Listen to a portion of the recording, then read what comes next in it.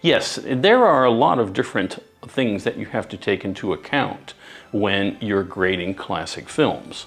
So for example, sometimes there's faded film, there's also sometimes damage to the material, sometimes you're combining film elements when you're grading these titles. And so there are a lot of things there that have to be taken into consideration. Yes, soundtracks are another situation that you have to take into consideration when grading classic movies.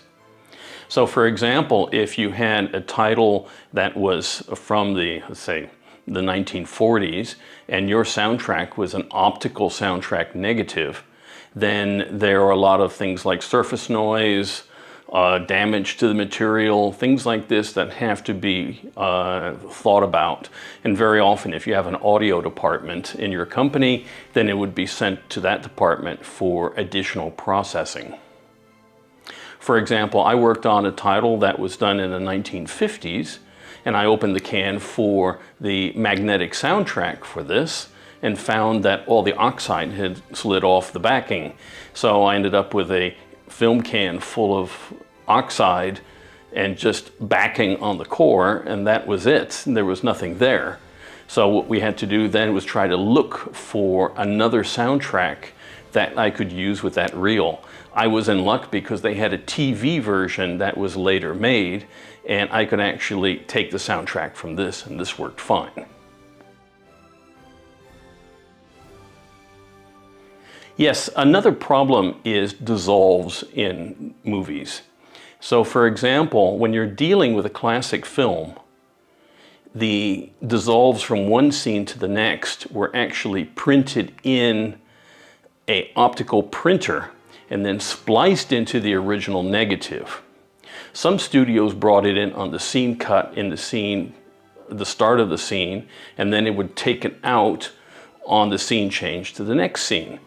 Now, other studios would actually have it pop in just prior to the start of the dissolve, and then it would pop out just after the dissolve finished. Now, the problem with that is that the optical printer changes the size of the film slightly, the grain structure is different, the sharpness is different. So what you have to do is you have to take all these things into consideration and then balance it and try to make the dissolve as smooth as possible. Once you basically get all the parameters ironed out, then you have to balance the color so this way it will flow through the dissolve, and then you have to put a gradual color change in to dissolve from color A to color B, and then afterwards repeat the process of matching on the other side of the dissolve.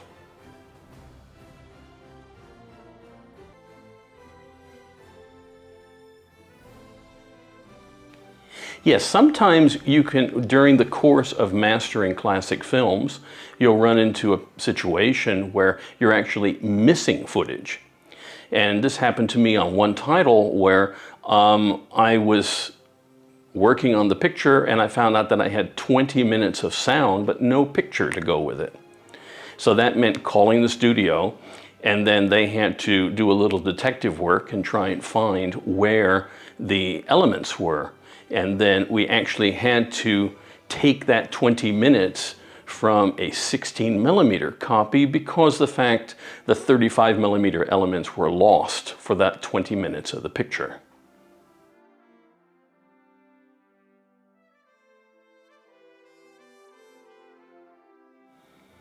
Another thing to think about is changeover cues. Changeover cues are those little dots that you will see on the upper right-hand corner, generally, of a film at the end of a reel. There are two sets of them, so basically the first dot cues the projectionist to start the motor of the second machine, and the second one, when it goes through, you'll see that's the cue for the projectionist to push his changeover button so he can change over from projector A to projector B. Now what happens is that when you're doing mastering, you've got these changeover cues and maybe you don't want them. So now Resolve actually has a patch replace tool, which is perfect for eliminating the changeover marks at ends of reels. Reel change cues can be particularly ugly in certain situations. Some studios actually used to punch holes in the negative. So this way, when you did a scan of it, you'd have this black dot where the punch in the negative was, and then sometimes a streak going from right to left in the picture, because it's the light streaming through this hole in the negative. And so it was not a nice thing to do. So what I would do sometimes is go to the element that just preceded this. So for example, I was working on an internegative. I would change to an interpositive because I knew that one did not have real change marks in it. And then I would take the either just that section, or I would master the whole film from the interpositive. Alternatively, if you were lucky enough to get a hold of the original negative, of course, this one will not have changeover marks, and then you could work with it like so.